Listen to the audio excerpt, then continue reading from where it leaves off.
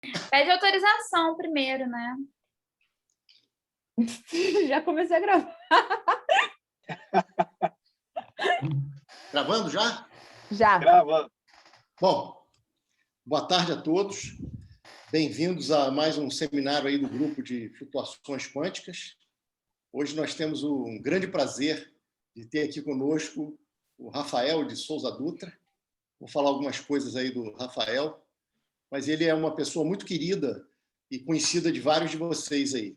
Bom, o Rafael ele fez licenciatura em Física na Universidade Federal Rural do Rio de Janeiro, que é uma das mais lindas, por sinal, que eu já conheci. É linda aquela universidade.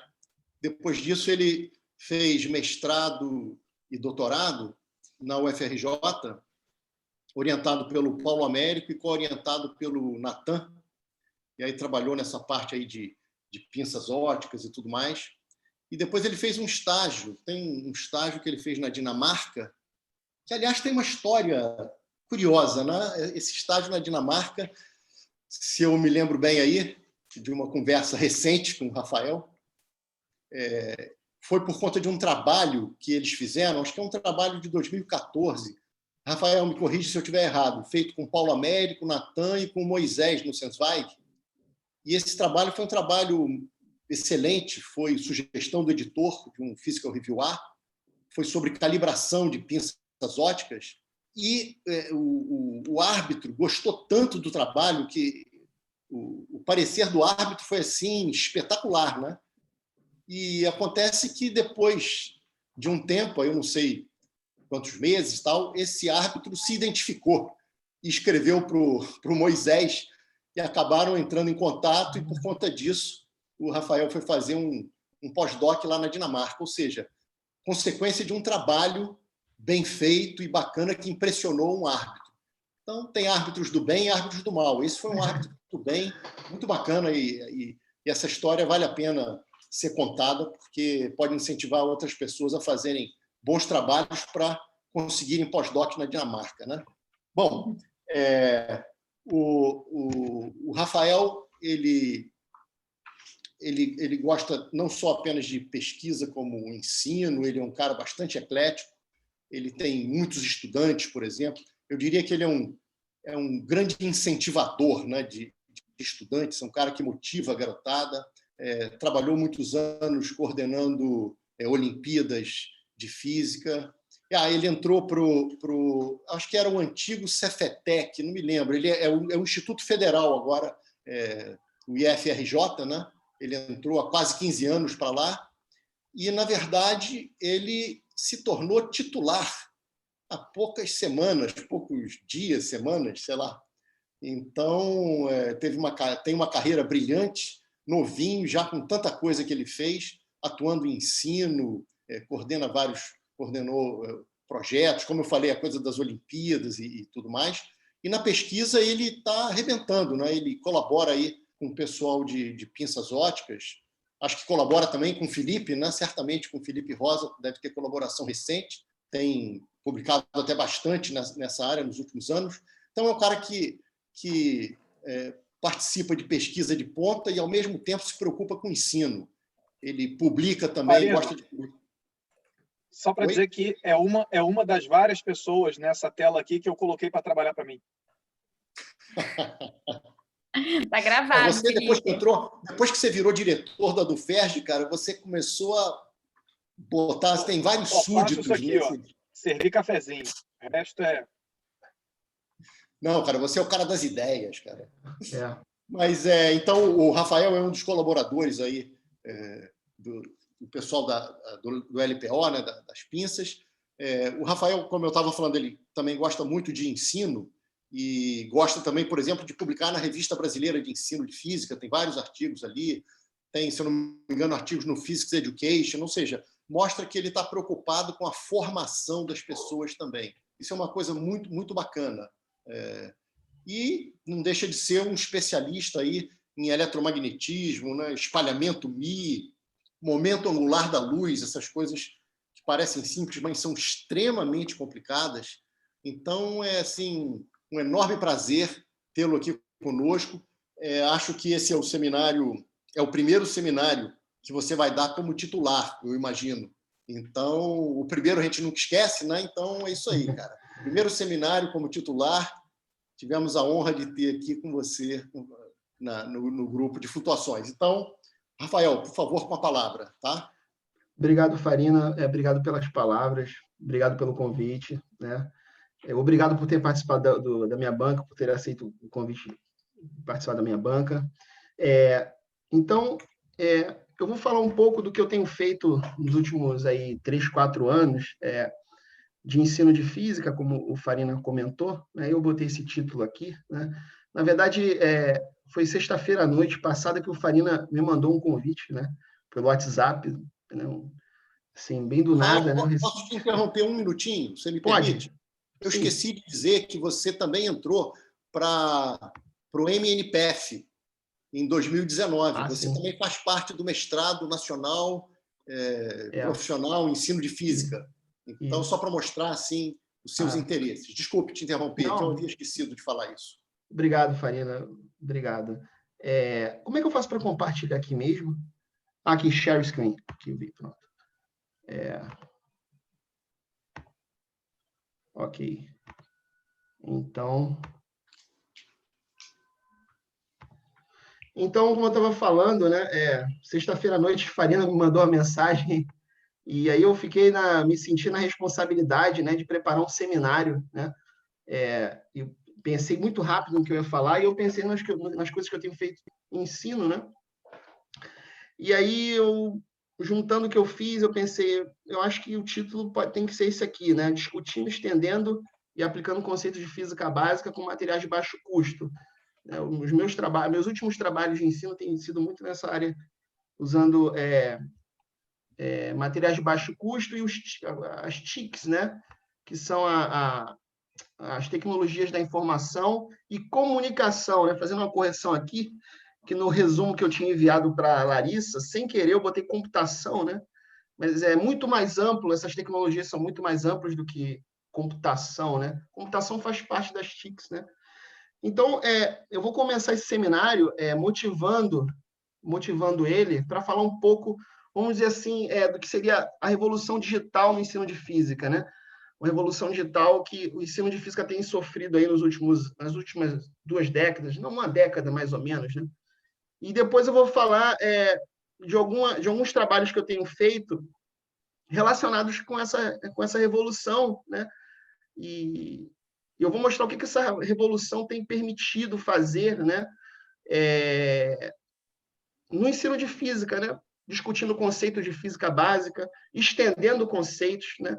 Trazendo conceitos de engenharia, por exemplo, para dentro da física básica, como eu vou comentar com vocês no caso da situação em que você está estudando o papel do atrito em colisões bidimensionais, né? Eu vou mostrar para vocês aqui que é possível fazer um estudo desse atrito, né? Por meio do coeficiente de restituição, de um coeficiente de restituição tangencial, né? Quer dizer, você está estendendo o conceito básico aí que você vê no ensino médio na graduação, né, de física básica. Você tem um coeficiente de restituição normal, né? Você introduz um coeficiente de restituição tangencial para fazer essa discussão, né, do atrito, né? Eu vou começar falando da força de Stokes na geometria de um disco, não usual, né? Vou falar um pouco de um trabalho que eu tenho feito com o meu aluno lá de mestrado, o Eduardo, né, de você discutir fluidos não newtonianos no ensino médio por meio de um experimento básico de colisões, né, motivando a sequência de ensino por meio de metodologias ativas, né? Depois eu vou falar de um curioso experimento para caracterizar a capacidade térmica de um resistor, também que é muito não usual, né? Realmente, usando Arduino, é um dispositivo aí que está elencado aí nas TICs, né? E por último eu vou falar um pouco como você pode incluir, você pode usar simulações, né? Combinar simulações computacionais e elementos de mecânica newtoniana e eletromagnetismo para discutir, né, os cinturões de cargas aí que envolvem o nosso planeta, os famosos cinturões de Van Allen, né? Que tem a sua importância aí, tá bom? A nível de ensino de graduação, né? Como é que você poderia fazer uma discussão desse tipo?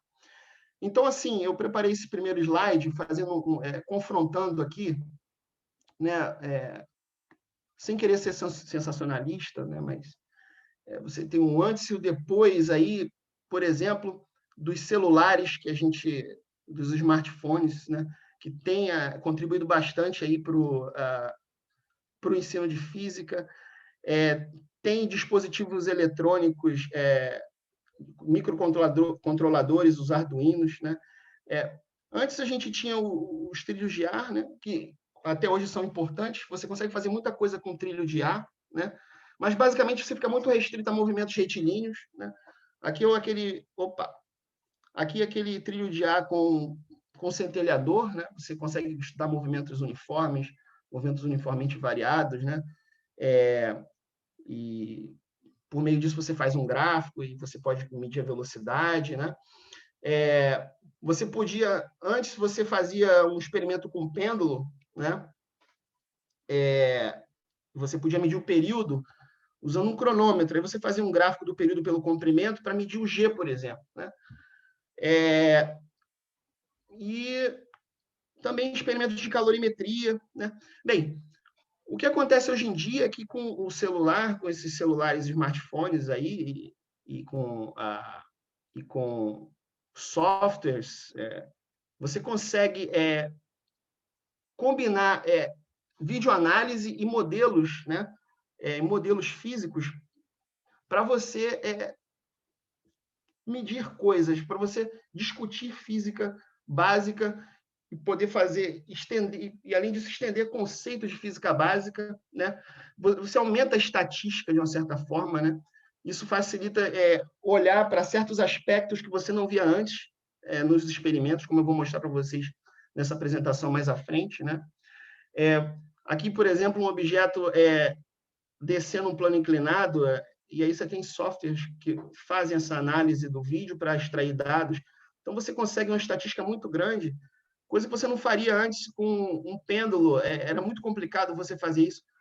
Você tinha as câmeras estroboscópicas, né? Mas a vantagem do celular e dos softwares gratuitos, que são gratuitos. Atualmente, você tem smartphones que são mais baratos, né? Você tem uma redução de custo com os celulares, muito mais do que você tinha antes, que você tinha esquemas de filmagem, câmeras estroboscópicas. E, além disso, você tem softwares gratuitos de análise. Então, você consegue... eu diria que isso aumenta a estatística, né? Isso aumenta a quantidade de pontos que você tem para entender o movimento, e isso te permite olhar para certos aspectos que antes a gente não conseguia, né? Com um custo mais baixo. E eu diria que essa é uma revolução digital importante aí dentro do ensino de física, né? Por meio das tecnologias da informação e comunicação, né, pessoal? E aqui, assim, eu estou falando dentro dessas tecnologias dentro de um laboratório de física, né, básica. É claro que essas tecnologias da informação e comunicação, dentro do ensino, elas são, quer dizer, elas são coisas muito mais amplas, né? Por exemplo, quando você usa, você está usando, aqui entra, por exemplo, as redes sociais, né? O YouTube pode entrar dentro das tecnologias da comunicação. Quando você está usando também o Google Meet para fazer uma reunião com os alunos, né? Então, quer dizer, é muito mais amplo do que tecnologias para aplicar no laboratório de física, mas eu vou me restringir aqui hoje ao uso dessas tecnologias dentro do laboratório de física e mostrar como explorar as potencialidades, né? Esse baixo custo, né? Custo reduzido e o aumento de pontos que permite acessar, né? Uma física que não era vista antes a nível de física básica, né? Eu acho que a gente pode falar mais ou menos dentro dessa linha, né? Então, o primeiro exemplo que eu vou mostrar, né, envolvendo videoanálise e material de baixo custo, é um estudo recente que eu fiz com os meus colegas lá do Instituto e foi publicado na Revista Brasileira de Ensino de Física, né? É um experimento que se propõe a investigar a força de Stokes na geometria não usual de um disco, né? Usando materiais de baixo custo, né? Papelão, a gente recorta esses discos de papelão com diferentes raios, né?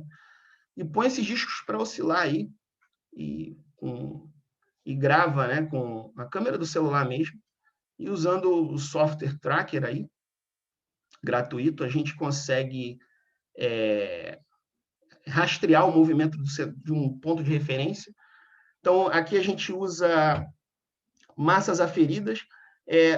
Só falando, antes de continuar, quem quiser parar para perguntar alguma coisa, fique à vontade, né? Tá bom? Sem problema nenhum. Acho que a ideia desse seminário é discutir, né, física, quem que se sentir à vontade. Então, aqui a gente... esses discos são cortados, né, diferentes massas, e a gente usa massas aferidas para controlar a massa do sistema, né? Para manter a massa sempre constante. Porque a gente quer manter o coeficiente de amortecimento gama, coeficiente de amortecimento por massa, que é o que aparece aqui, né, constante. Então, é uma oscilação amortecida subcriticamente, né, de maneira subcrítica. E aí, essa solução aqui, essa é a solução do movimento se você considera uma força de arraste que é proporcional à velocidade.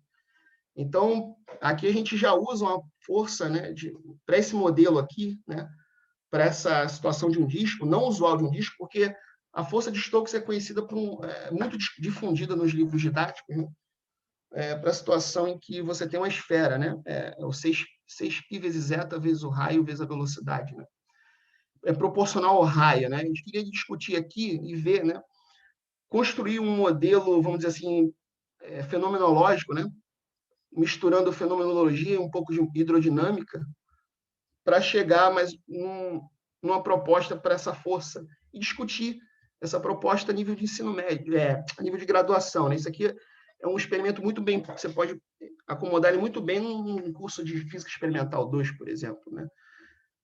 Ou 1, aí eu não lembro. Um curso experimental de Física de Mecânica, né? É a 2. Eles aí, inclusive, no Infisesp 2, a gente usa alguma dessas ideias. Eu me lembro, eu cheguei por um momento, como estudante da pós-graduação do Instituto de Física, fiz a prática de ensino, eu lembro dos discos, né? Era um disco de metal, mas era por sonar, se eu não me engano, que o movimento era rastreado. E então a gente lança a mão. Então, quando a gente usa essa solução, aqui para ajustar essas curvas, né, para cada um dos discos de diferentes raios. E a gente vê como é que esse gama vai depender do raio, né? Só que o que acontece? Tudo bem, a gente, para resolver esse problema, para poder achar essa relação, a gente está lançando mão de início que a relação entre a força e a velocidade é proporcional a uma outra, né? Força é proporcional à velocidade. Só que a gente gostaria, né? A gente quer entender melhor isso, né? De onde isso vem. Então, a gente sabe que, de maneira geral, né, essa força de arraste ela é proporcional ao quadrado da velocidade, né? Isso vem da hidrodinâmica. Você tem um coeficiente de arrasto aqui, né, que vai depender do formato do corpo. Você tem a área, aqui é basicamente a área da seção transversal do disco, depende da densidade, né, do meio, né, que ele está oscilando. E o que acontece? Aqui você tem uma grandeza que você usa em hidrodinâmica para caracterizar os regimes de escoamento, né, que é o número de Reynolds, proporcional à velocidade, inversamente proporcional à viscosidade. E, bem, o que a gente pensou? Como é que a gente pode justificar um modelo linear para velocidade nesse problema? Bem, a gente pensou que a gente está num regime que não é turbulento, é um regime aí que é laminar, o fluxo. Quando esse sistema oscilar aqui, você vai ter um fluxo de ar nas bordas, né, passando aqui. Você pode pensar desse jeito, né? O disco está oscilando para cima e para baixo, então você tem um fluxo de ar que está passando ali, né? Então, para o regime laminar, que corresponde a baixo número de Reynolds pequeno, aqui tem um gráfico aqui embaixo que ficou muito pequeno, pessoal, desculpa, eu peço perdão, que na vertical é o coeficiente de arrasto em função do número de Reynolds, né? E a gente vê que para pequenos números de Reynolds, aqui tem várias geometrias, né? Tem a esfera, tem o disco também, né? A referência está aqui, eu tirei de um site de aerodinâmica. Ele cai com ele é inversamente proporcional ao número de Reynolds.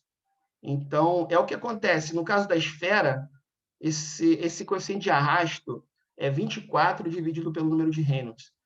E aí, quando você substitui aqui e você escreve a área lá a área da seção transversal do equador da esfera, que é PR ao quadrado, aí o 24 cancela com 2, aí dá o 12, né? Aqui, por exemplo, no caso do disco, esse fator não é 24, é 20,4, né?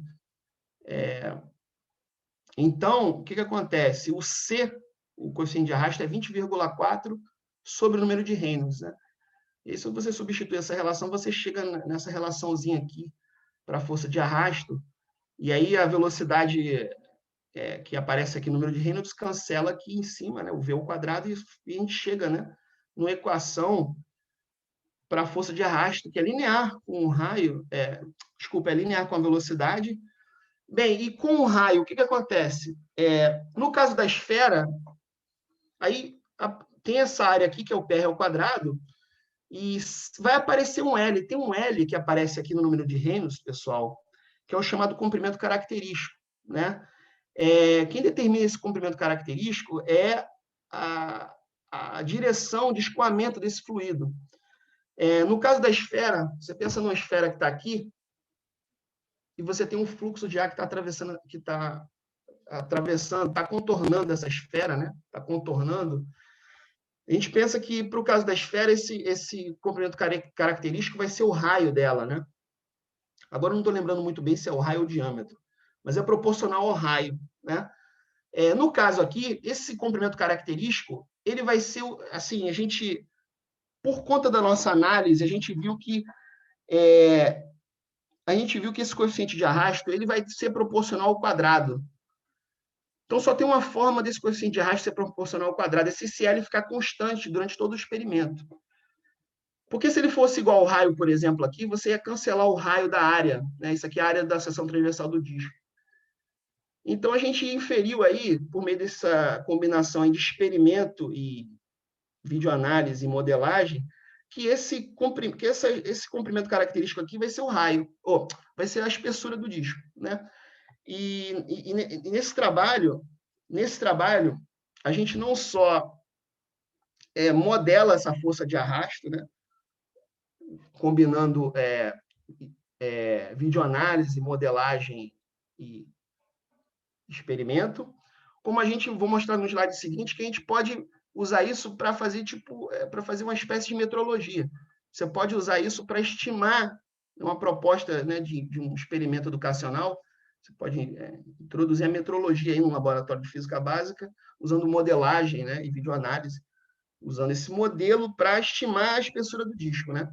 Então, aqui está o gráfico do coeficiente de arrasto em função do raio, né? Aqui está o gráfico. A gente ajustou um gama igual a...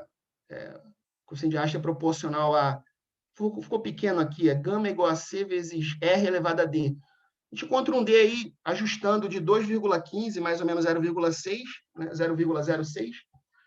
Assim, sem querer ser muito rigoroso, um laboratório didático aí, né, de graduação, a gente pode aproximar para 2, como uma primeira proposta, e a gente conclui que para um disco o gama não vai ser mais proporcional ao raio, mas é próximo de ser proporcional ao quadrado do raio. Isso é um pouco intuitivo, uma vez que quando o disco está... Você pode pensar em termos de pressão, talvez, aí eu abro até a discussão aqui, né? Que o raio, de uma certa forma, o disco ele bloqueia o fluxo de ar, né? Então, a área do cilindro bloqueia, do disco bloqueia um pouco desse fluxo de ar. Então, de repente, a gente poderia também inferir isso por esse argumento, de repente, né? E aí, só confrontando que, para o caso de uma esfera, é proporcional ao raio, né? E aí, como eu falei, a gente pode usar isso, uma proposta disso é usar esse experimento de modelagem aí, combinado com videoanálise, né? Para você poder estimar esse comprimento L, né? Uma vez que você assume que a sua força é proporcional ao quadrado do raio, né? Que é esse coeficiente aqui, é o gama, o produto do gama pela massa dá o Bzinho, né? como se fosse lá a força de atrito e viscosidade F igual a BV, menos BV, né? Então, isso aqui seria o B. E a gente compara isso aqui, né, com esse coeficiente aqui que está multiplicando o V. A gente compara, e se você diz que o D é igual a 2, né, aqui vai aparecer um R ao quadrado aqui na área, vai acabar cancelando. A viscosidade, você toma a viscosidade do ar, né, a temperatura ambiente, a massa, que é a massa do sistema, que está oscilando, e o C você obteve por ajuste, que no caso aqui, a gente fez duas situações. Um caso em que a lateral do disco está aberta, isso é uma outra coisa interessante. Repare que ela tem rugosidades aqui, tem entranhas, e a gente fez depois com ela lacrada, e teve uma diferença, né? E essa diferença indica para a gente que o modelo funciona bem, né? Porque, por exemplo, com a lateral aberta, a gente encontrou um valor de 51,1, e na hora de estimar, o problema é na hora de você estimar a espessura do disco, que ficou subestimado, né? Deu um valor de 0,15. A ordem de grandeza, eu creio que tenha ficado uma ordem de grandeza abaixo do valor esperado, 0,15 milímetros. Mas quando você lacra a lateral, o legal é que quando você lacra, esse coeficiente aumenta. O C aumenta.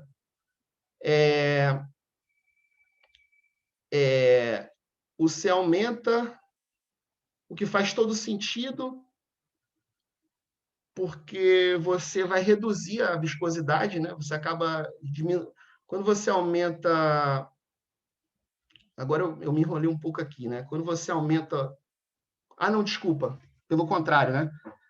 Você lacra a lateral, né? Então você não vai ter mais as entranhas ali, as rugosidades. Então você vai diminuir, desculpa, né? Diminui aqui, né? O que faz todo sentido, porque você vai reduzir as irregularidades, então você tende a reduzir esse efeito do arrasto. E aí você aumenta um pouquinho esse valor do L, né? Esse valor do L, que é a espessura do disco. Mas ainda fica bem aquém, né? Uma das coisas que pode estar por trás disso aqui é o fato de a gente estar usando papelão, né? E isso pode introduzir modos de vibração no sistema que a gente não está levando em conta aí no experimento, né? Mas assim, uma ótima oportunidade para você discutir numa turma aí de graduação, né? Aquela coisa que a gente sempre sabe que é o limite de validade dos modelos, né? Eu acho que isso, para a formação de um engenheiro, de um cientista, de um físico, né? É extremamente importante, né? A gente poder discutir essas coisas, né? Acho que... eu posso continuar? Tudo tranquilo? Então, uma outra coisa que a gente tem feito, eu comentei na introdução, é você estudar o efeito do atrito em colisões bidimensionais, né? Então, um experimento aqui, você tem uma canaleta, né? Você joga um objeto aqui de uma certa altura, esse objeto vai rolar, vai sofrer vários kicks aqui, né? De maneira geral, quando você estuda isso, e até mesmo nos livros de graduação, em nenhum momento, eu nunca vi, por exemplo, ninguém discutir o papel do atrito em colisões bidimensionais e tampouco na dinâmica da rotação em colisões, assim, envolvendo atrito, né? Envolvendo essas colisões bidimensionais. Eu nunca vi. Então, assim, aqui vai ser mais um outro exemplo interessante que mostra o poder das TICs aplicadas aí no ensino de física, né? Porque a gente vai ver que a gente pode acessar o efeito do atrito na dinâmica da rotação num processo de colisão, né? Eu acho isso muito legal. Então, aqui a gente tem essas colisões, né? As colisões acontecendo. O coeficiente de... Aqui tem o coeficiente de restituição normal, né? O padrão, que tem a ver com a componente perpendicular da velocidade em relação à superfície de contato, né? Na verdade, é a razão entre as velocidades relativas aqui, né, que entra, depois e antes da colisão. A velocidade relativa da superfície, aqui tem uma aproximação muito importante, porque a gente despreza... Aqui não tem outro... Assim, eu não vi outro jeito de fazer esse estudo sem sem desprezar essa rotação da bola durante a colisão. Então, a gente está meio que falando assim, ó, a bola ela translada mais do que ela gira. Então, basicamente, a velocidade num ponto da borda da esfera é basicamente a velocidade do centro de massa. Claro que a gente sabe que isso não é verdade, né, pessoal? Porque tem a rotação, mas a gente... E aí o interessante é o seguinte, mesmo fazendo essa consideração, vou mostrar para vocês que foi possível acessar um efeito curioso nesse experimento, né? Muito curioso. No primeiro momento eu fiquei assim, sem saber explicar, mas depois achei até referências que tratam sobre isso. Mas o legal é que aqui a gente deu uma roupagem, né, para essa explicação em termos do coeficiente de restituição tangencial, né? Que isso não é algo que... Isso aqui é muito estudado em engenharia, né? Então, aqui, o coeficiente de restituição normal está associado com as variações aí da componente y da velocidade ao longo das colisões, né? Aí você pode estimar o impulso, né, você pode usar o teorema do impulso aqui, para estimar o impulso aí durante as colisões, né, a variação de momento linear, né? Aqui é a componente normal para cada colisão, vai depender da altura inicial, né, a massa, a gravidade, tá? É um exercíciozinho aí de física 1. E a gente pode fazer o mesmo para o beta, sem problema nenhum, ao invés de você estende, né, a ideia, ao invés de você considerar as componentes perpendiculares da velocidade à superfície, você considera a componente horizontal, né? Bem, e aí o que acontece? Se vocês olharem essa curva que está aqui, ó, do lado, essa curva aqui, foi da videoanálise, ela é a posição, é a componente horizontal da posição da bolinha, da bola, da esfera, em função do tempo. Vocês podem olhar aqui e falar o seguinte, ó, isso aqui, a projeção horizontal do movimento é um movimento uniforme. Não está acontecendo nada demais aí, aparentemente. É basicamente uma reta, né?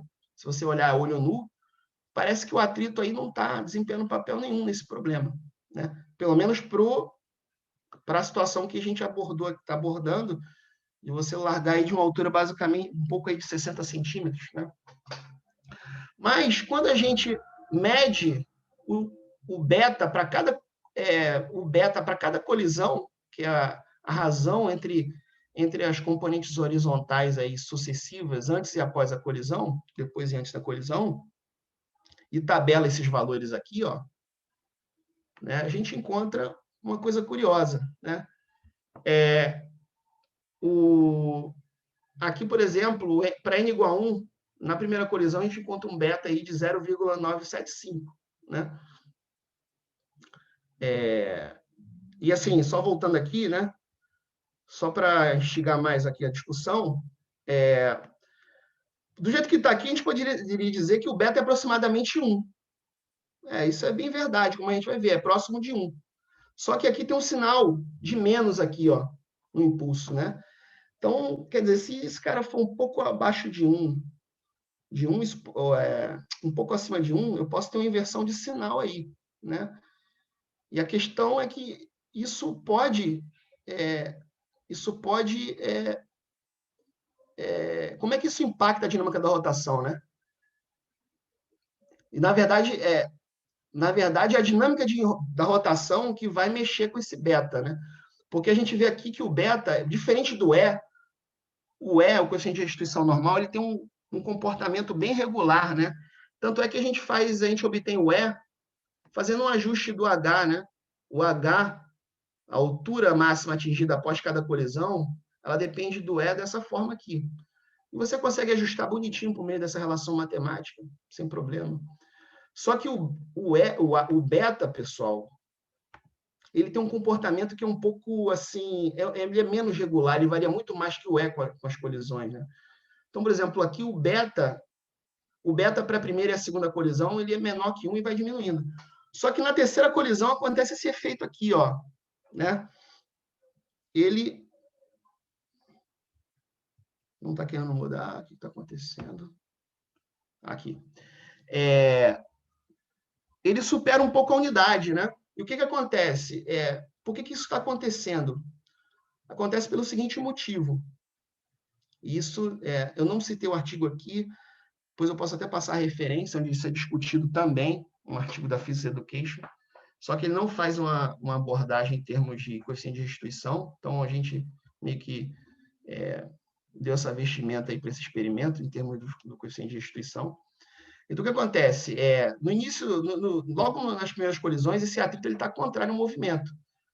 O que justifica essa redução o que justifica betas menores do que 1, uma vez que o beta é a razão, né, entre as velocidades sucessivas aqui, entre as componentes horizontais, né, a razão. Só que acontece, pessoal, no início, ao mesmo tempo que a força de atrito se opõe ao movimento do centro de massa, ela favorece o torque, né? Então, ela está favorecendo a dinâmica da rotação dela.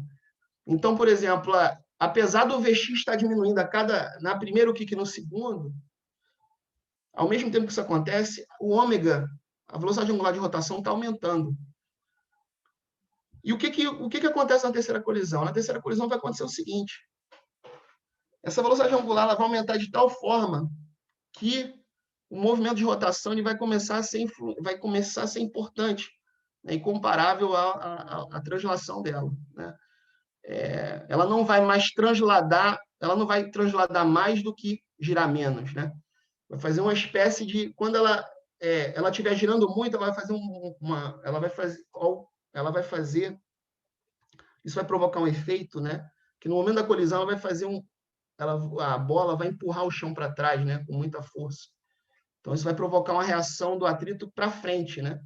Isso vai provocar uma inversão do atrito, né? Então a gente acredita que tem uma velocidade angular crítica aí durante cada colisão, essa velocidade vai aumentando, angular, né? E aí tem um ômega crítico que vai fazer essa força de atrito inverter, né? Tanto é que no quarto kick, o que vai acontecer? No quarto kick, no terceiro kick, ela inverte. Quando inverte, esse ômega diminui. Ela vai desfavorecer o ômega, a aceleração angular, né? E vai favorecer o Vx. Então, ela vai girar um pouco menos. E aí, no quarto kick, volta, vamos dizer assim, tudo volta ao normal. E aí, eu creio que se continuar o processo, isso vai se repetir de novo. Porque esse ômega vai aumentar, vai continuar aumentando de novo. E aí, em algum momento, essa força de atrito vai inverter. Então, assim, isso aqui é mais uma demonstração interessante de que isso, eu acredito que antes dos smartphones e desses softwares de videoanálise que a gente tem, isso seria uma coisa muito complicada de você tentar acessar no laboratório de física básica, né? Então, acho que isso aqui é uma demonstração assim, interessante de que essas ferramentas têm agregado muito no ensino de física, né? Muito mesmo. Rafael? Oi. Posso fazer uma pergunta? Pode? Eu também tenho uma pergunta. Claro. Não, eu queria saber os materiais que você usou para essa esfera. Claro. Tem umas esferas de borracha que, na minha época, ou seja, há meio século atrás, eram chamadas de perereca, sei lá o que, eram umas bolas de borracha pura. E elas têm um efeito com atrito incrível. Você rodava num sentido, ela batia, rodava no outro. Violava a conservação de energia. Oi? Violava a conservação de energia. Isso, também. Além disso, né? O coeficiente vertical já era louco, né? Você soltava do sétimo andar, ela voltava no nono. Mas essa coisa horizontal, então, queria que você falasse um pouco da dependência com os materiais, por favor. Então, Farina, o que acontece? Você tem razão, essa bola aí, essa foi uma colaboração feita com um amigo meu lá do Cefet, o Laércio, e com um aluno de IC, né, dele, esqueci de falar. Na verdade, foi aceita essa semana na Revista Brasileira de Ciência de Física, saiu o aceite, né? A gente usou uma bola desse tipo, realmente, o pula-pula, o perereca, ela quica muito, né? Ela é bem borrachada. E tem um artigo, né? Eu posso passar depois, eu não coloquei aqui, talvez tenha sido uma gafe minha, eu deveria ter citado aqui, que discute o efeito do atrito nesse tipo de experimento, usando uma bola desse tipo que você falou e usando uma bola de sinuca, por exemplo. O efeito na bola de sinuca é bem menor. Você não vê realmente, esse efeito é bem menor do que nessa bola pula-pula. Você tem razão. Você tem essa questão, sim. Né? E assim, o mais barato, né? O que eu achei muito legal nesse experimento. Por quê? Porque a nossa modelagem é simples. A gente não está levando em conta a dinâmica da rotação na modelagem. O que fez esse efeito o que fez com que a gente acessasse esse efeito foi exatamente a videoanálise, né? A modelagem é velocidade de centro de massa, né? Então acho isso muito bacana. Acho que é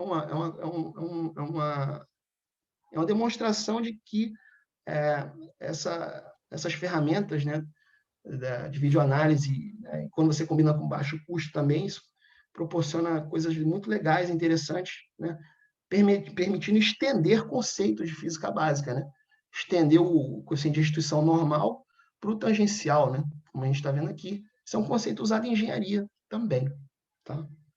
Muito usado. Em física é pouco, né? Você não vê falar realmente do coeficiente de restituição tangencial. Eu Pois posso não. fazer uma pergunta? Pode, Mas claro. poderia fazer usando bolinha de gude, né? Também Isso. barata, né? Pode ser também. Eu acho que no IF, em Física 1, usa inclusive bolinha de gude, mas não é nesse esquema, né? Eles não usam esse experimento para fazer com videoanálise, eles usam mais com aquele papel que você bate. Sim. Pois é, eu lembrei disso. Aí, na realidade, Lá é de chumbo, Larissa. É de chumbo. Lá é de chumbo, porque o objetivo é fazer um buraco, né? Então, a gente usa uma bolinha bem pesada quando faz experimento lá. Eu lembro desse experimento. Mas eu acho que na minha época também tinha para ver só para testar, assim, com bolinha de gude, eu não tenho certeza. Ah, é? Mas, essa eu não lembro, não. Nem, e quando eu dei FISESP, não tinha essa, não. Tinham bolinhas dessa de chumbo de diferentes tamanhos, né? Para você testar o que acontecia quando você variava o raio e tal. Mas todas elas eram desse material bem pesadinho, né? Porque a ideia era que realmente carimbasse no papel e no carbono. Isso. Posso fazer uma pergunta também, Rafael? Claro. Eu acho que vocês estão falando da bilha, famigerada bilha, né, de bolinha de gude. Mas eu fiquei curioso sobre esse esquema aqui do experimento. O app que vocês usam, acho que você falou que é o Tracker, né? Uma pergunta que eu fiquei o experimento consiste em você fazer um vídeo e ele seleciona os frames, é isso? Você faz o vídeo, aí depois você abre ele no software, e aí você tem que... e aí as medidas na tela lá vão estar em pixel, né? Você tem que ter uma referência no seu experimento, né? Uma régua, vamos dizer assim. Aqui, a régua é a nossa altura aqui, ó, que você conhece. Você mede antes, tipo 60 centímetros aqui, né? 0,6 metros. E você tem um lugarzinho lá para você entrar com essa régua, né? Para você dizer quanto eu tenho aí. É uma ferramenta de régua, né? Você diz quanto vai valer. Sim. Na verdade, na minha licenciatura, minha monografia foi sobre coisas desse tipo. Eu fiz até um experimento assim. Só que, claro, quer dizer, claro não, né? Mas sem essa coisa do atrito tangencial, né? Do coeficiente de atrito tangencial. Mas o que mais me chamou a atenção, na verdade, é uma bobeirinha, mas que eu achei bonitinho, que foi essas imagens das bolinhas aqui. Se isso aqui o app usa isso e separa frames e consegue sobrepor, ou foi uma coisa que vocês fizeram na mão? Não, ele faz, Ele tem uma ferramenta de estroboscópio, uma ferramenta estroboscópica, né? Vamos dizer assim, né? Você vê. Bem legal. Isso é legal até para saber se teve incerteza na estabilidade da câmera, né? Porque se tivesse tremido, todo o resto ficaria borrado também. Sim. Você tem que ter um certo cuidado para fazer os experimentos, né? A câmera tem que estar alinhadinha, né? E Rafael, você pode... Oi. Eu queria te fazer uma pergunta. Primeiro, essa régua que você falou, né, que usa, no caso, a câmera tem que estar... porque, por exemplo, se ela pega meio de perfil, se ela pega a 90 graus ali do ponto, te dá a análise cartesiana certinha, né? Agora, se você pegar ela meio que se distanciando, daria uma certa variação, não? no aplicativo? Ou ele faz essa correção também, sabe? Automaticamente? Sim, até onde eu sei, o que é importante aqui, Alfredo, é claro, talvez se você estiver muito longe, né? Uhum. Mas até onde eu sei, o que é importante aqui, de extrema importância, é que a sua régua, a sua referência, ela esteja mais próxima ao plano do movimento, esteja no mesmo plano do movimento. E isso sim pode gerar um problema, né? Por exemplo, aqui a bola ela sai mais ou menos, ela sai aqui, né, na canaleta, então a nossa altura que a gente determinou ela nesse plano. Porque às vezes pode acontecer de você, sem querer, tomar uma referência um pouco mais à frente, né? Ou mais atrás, isso não é legal. Porque ela vai transformar os pixels aí em milímetros, centímetros, né? Nesse plano, né? Agora, com relação à distância, realmente eu não sei te dizer, né? Se você pode exagerar muito na distância, né? Isso é uma coisa que é interessante olhar, né? E, de repente, mas se você faz por uma distância não muito grande, eu acho que é tranquilo. Tá, e outra coisa, a incerteza, quem te dá é o aplicativo? Então, ali nas medições, eu achei bem precisas as medições de velocidade. Bem, o que acontece? Aqui, o que a gente fez? Essa incerteza no beta, ele aparece na medida da velocidade, incerteza da velocidade. Essa incerteza na velocidade, ela não é uma incerteza propagada, ela não é a incerteza propagada na posição, ela é uma incerteza no ajuste.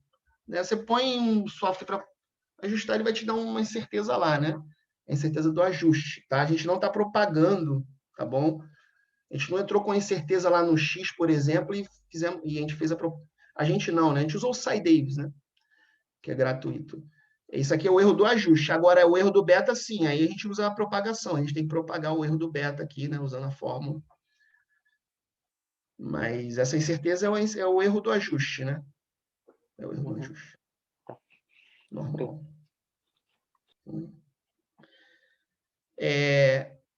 Isso aqui é uma outra coisa legal, né? Isso tem a ver com a dissertação de mestrado do meu aluno, o Eduardo, lá do MNPF, de Volta Redonda, que ele está querendo levar a discussão dos fluidos não newtonianos para o ensino médio, né?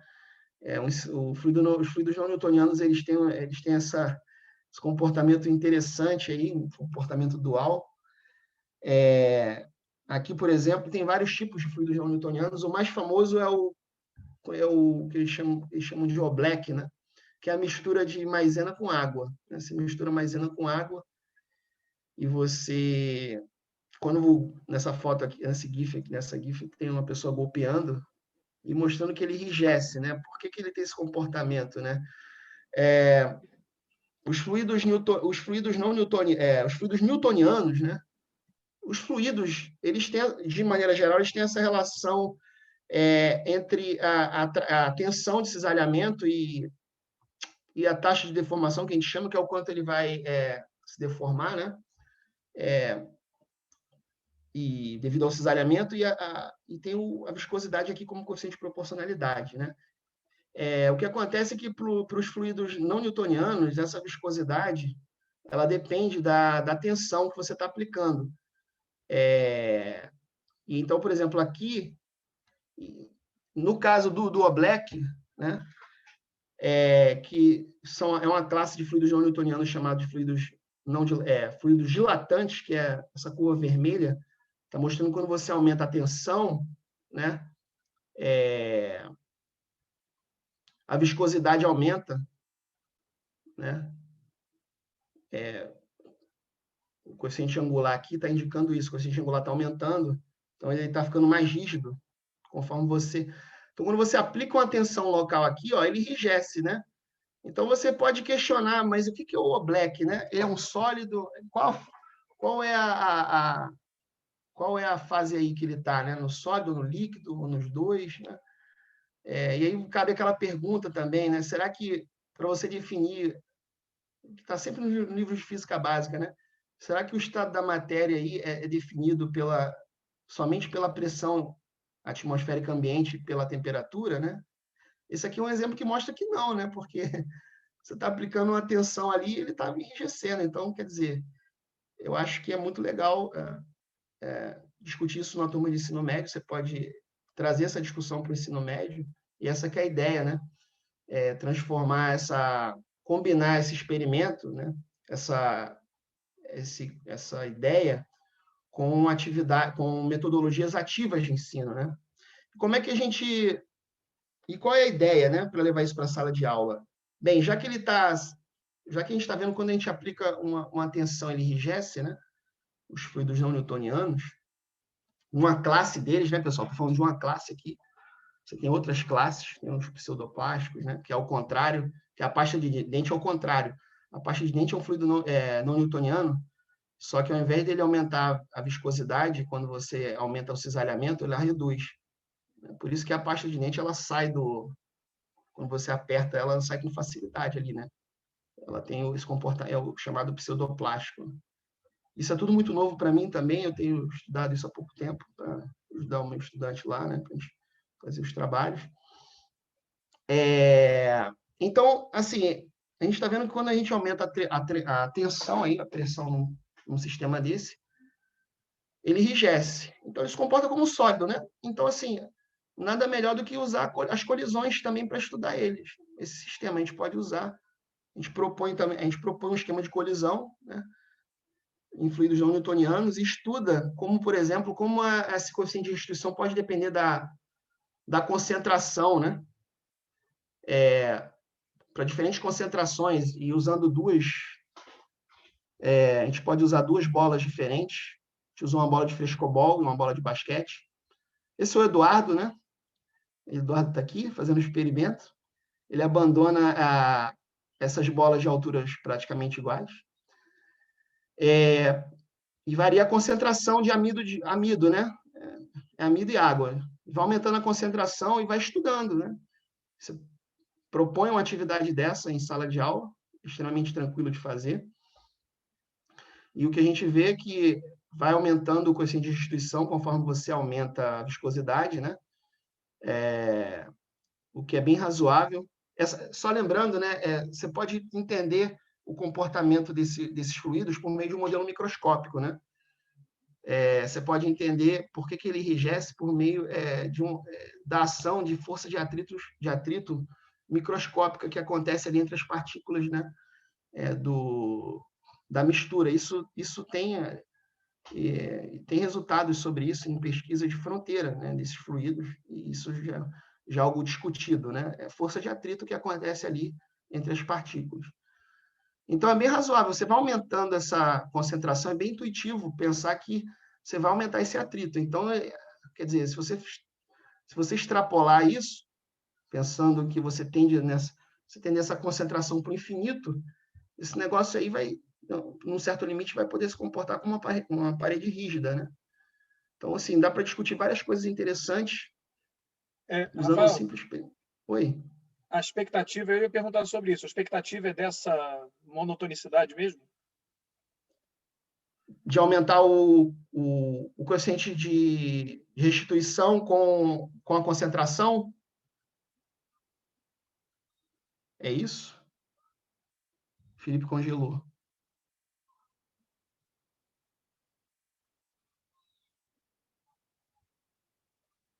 E agora?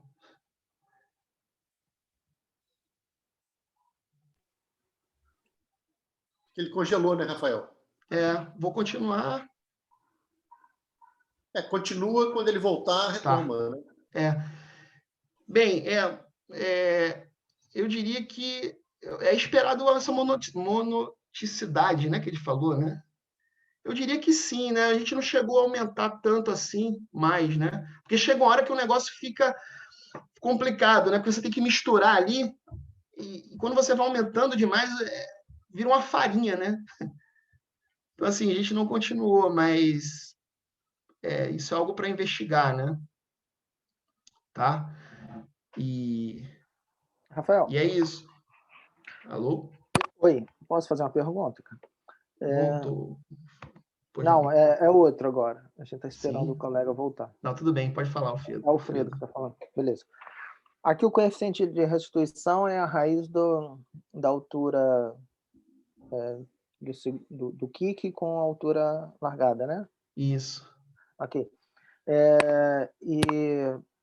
Esse coeficiente de restituição, no caso, está falando do material, né? Eu esqueci o nome do material. Chama de Oblek, né? Oblek, isso. Só que aí, no caso, tem a restituição da própria bola, né? Você conseguiu limitar isso, cara? Não, tá tudo no meio. Tá. Assim, não limitamos, tá tudo no meio. Porque talvez pudesse, sei lá, com a bola de boliche, né? Não sei se daria. Tem pessoas que largam bola de boliche, eu já vi. Porque talvez o coeficiente de restituição seja menor, né? Do que uma bola de borracha. Né? No caso da bola de boliche, ela deforma menos, né? Assim, eu tenho minhas dúvidas se ela voltaria também. Porque se já é difícil dela voltar, ela não volta tanto para uma parede rígida, né? Então, quer dizer, o Oblek ele deforma mais do que uma parede rígida. Então, você tem parte da energia aí tá sendo usada para deformar o Oblek, né? E fala uma coisa, você falou sobre força de atrito. Eu não entendi porque o atrito seria a tentativa de deslocamento entre duas superfícies, né? Aí eu não entendi. Pois é. Aqui tem artigos na literatura, né? Na parte de engenharia dos materiais, que discute o papel do atrito no Oblek, né? No porquê do enrijecimento, né? Do Oblek. Existem umas discussões sobre isso, né? Mas aí seria entre as moléculas do material que tentam ser entre as partículas, O que acontece? Acontece o seguinte, ó. Aqui ele está golpeando com uma certa velocidade, né? Porque se você fizer esse experimento de, ao invés de golpear, você colocar a sua mão lentamente no Oblek, aí não, aí a sua mão entra, né? Afunda. O que acontece? Quando você golpeia desse jeito, né? Não dá tempo. O que acontece? Na superfície do Oblek fica uma camada fina de líquido ali, né? Então, quando você coloca a sua mão devagar no Oblek, empurra devagar, dá tempo desse líquido entrar e lubrificar, né? Lubrificar a região entre as partículas ali, que formam, né, o fluido, né? Que forma essa mistura. Quando você golpeia muito rápido, não dá tempo, né, disso acontecer. E aí fica por conta do atrito, né? Você não tem lubrificação, né? Aí embaixo fica uma coisa mais para o sólido, e aí no sólido entraria o atrito, porque teria uma tentativa, entre aspas, de deslocamento entre uma parte e outra, um ponto e outro. Por exemplo, é mais ou menos o que acontece no vidro, né? O vidro, ele escoa. Tem umas histórias de que, por exemplo, naquelas catedrais da Europa, né, que são muito antigas, se você analisa a espessura do vidro no ponto mais baixo, no ponto mais alto, o vidro é ligeiramente mais grosso embaixo do que em cima, porque ele está escoando ao longo do tempo, né, de muitos séculos. Só que aí você interpreta isso dizendo que a viscosidade desse vidro é muito grande, né, é infinito, né? Por que não escoa logo, né? Tem umas discussões sobre isso, né? Se bem que o vidro é um sistema bem mais complicado, né? Enfim. Quer dizer, não sei se é mais complicado que esse aí, não, Rafael. Esse aí também é tenso. O que eu quero dizer é que você pode discutir, né? Você pode discutir o estado físico dos corpos em termos da viscosidade, né? Eu acho que é uma outra forma de você introduzir a discussão, né, do estado físico da matéria, né?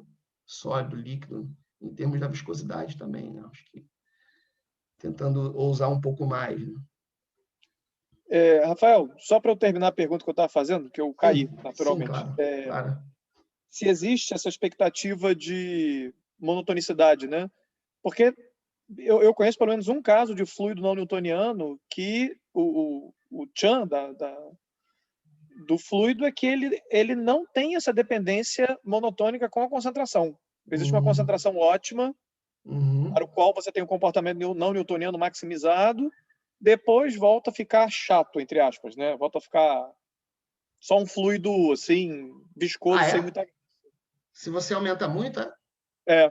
Sabe Então, por quê, Felipe? Porque o cornstarch. Se ele está muito diluído, eu não me lembro o que você dilui exatamente. Mas o cornstarch não é o amido? É o amido, né? Eu não me lembro se é exatamente amido, mas pode ser que seja. Sabe por quê? Assim, eu estava até comentando antes. Se você vai aumentando... Quanto tempo eu tenho, pessoal? Tá. O que acontece? Quando a gente vai aumentando a concentração demais disso aí, pelo menos o que eu vi lá com o meu aluno, esse negócio vai virando... Chega uma hora que o negócio fica empedrado. O que eu vi foi uma demonstração também. Né? Falou que foi aumentando a concentração e realmente você vê um comportamento não newtoniano para uma concentração ótima. Certo. Depois você não vê nada de especial. Ele fica mais grosso mesmo, mas você não vê nada de especial, isso que eu estou dizendo. Porque uma coisa é o fluido ser tipo mel, né? Ele pode ser muito viscoso, mas não ter esse comportamento legal, não tem. né? Outra coisa é ele ter esse comportamento. Aí essa que é a pergunta. Não estou questionando que ele vai ficar mais grosso. Claro que vai. Sim. Eu não sei te dizer, Felipe. Não sei te talvez dizer. fosse uma boa. Realmente fazer para concentrações bem altas, para ver se... Sim, é uma boa dica. É uma boa coisa, uma boa ideia para investigar, sim. Concordo. No mel que você falou, por exemplo, o atrito não entra tão forte como aqui, né? Entre as partículas, né? Tem isso. O que eu saiba é só uma viscosidade grande, né? Eu não sei nem se é não newtoniano o mel. Eu também não sei te dizer. Se acho que depende, só, da talvez, tensão. Acho que ainda é o strain, né? O estiramento, acho que continua sendo proporcional ao gradiente da velocidade, mas o coeficiente é grande. Sim. Acho. Entendi. Eu também eu acho que você tem razão, Por caso do mel, acho que ele não deve ser, não. É porque eu estava olhando, cara, assim, ali existem infinitas classificações para esses fluidos, sabe? Não, é um inferno na Terra. É loucura isso, tá? Por isso que assim, eu decidi resumir em dilatante pseudoplástico, ponto final. Né? Para não entrar aqui, né? Mas tem uma infinidade de classificações aí, tá bom? Bem, uma coisinha legal que a gente fez no finalzinho desse artigo foi que a gente pode propor como um exercício, né, em sala de aula, é você estimar a força que o fluido está trocando com a bola. Um limite, vamos dizer assim, inferior, né? Você pode usar ali a variação do momento com o tempo, né? Multiplicado pela massa. Isso aqui é a velocidade... Isso aqui é a velocidade de chegada, a velocidade de saída, né? Velocidade... Aí você tem uma menos a outra. E aí você pode entender, por exemplo, por que o coeficiente de restituição para a bola de basquete é maior que da de frescobol, né? Porque quando a bola de basquete troca força com o fluido, ela troca força 12 vezes maior. A bola de basquete troca uma força 12 vezes maior do que a bola de frescobol, né? Então ela enrijece mais, né? Isso justifica um coeficiente de restituição maior encontrado para colisão, né? E é um limite inferior por quê? Porque o tempo aqui não é o tempo da colisão, né? A gente não tem acesso a esse tempo, é um tempo aqui que só se você usasse o sensor, né? Então a gente usa aqui esse tempo, a gente usa um intervalo aqui, o dobro, intervalo entre o dobro do intervalo entre colisões sucessivas, né? 2 vezes ΔT. Com isso você tira um limite superior. E é legal que você pode discutir isso, né? Em sala. E a expectativa desse trabalho, pessoal, é que gere uma sequência didática aí, tá bom? Para ser aplicado no ensino médio, combinando aí metodologias ativas de ensino, né? A Daniela está mais por dentro disso do que eu acho, né?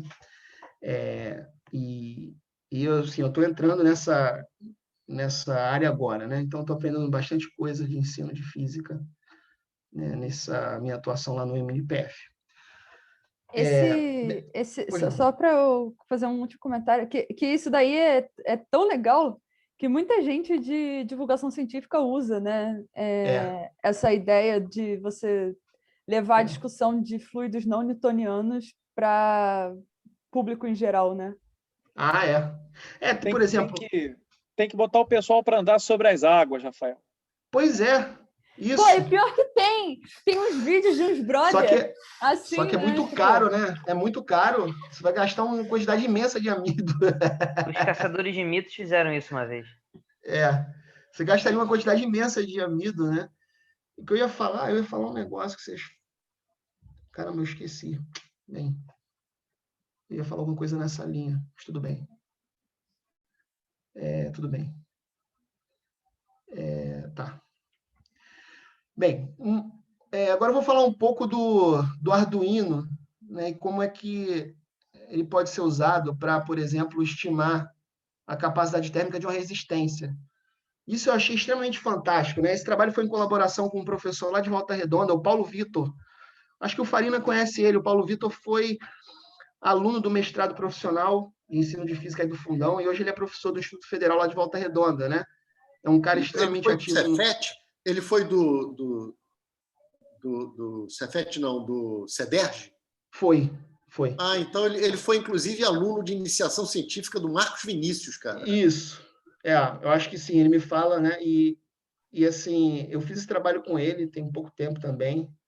Eu achei algo fantástico, porque isso foi ideia dele, né? Eu contribuí para a parte, assim, mais da análise do que para o experimento em si, né? Com as ideias. Ele usou o efeito Joule, ele colocou essa resistência de chuveiro num circuito, tá?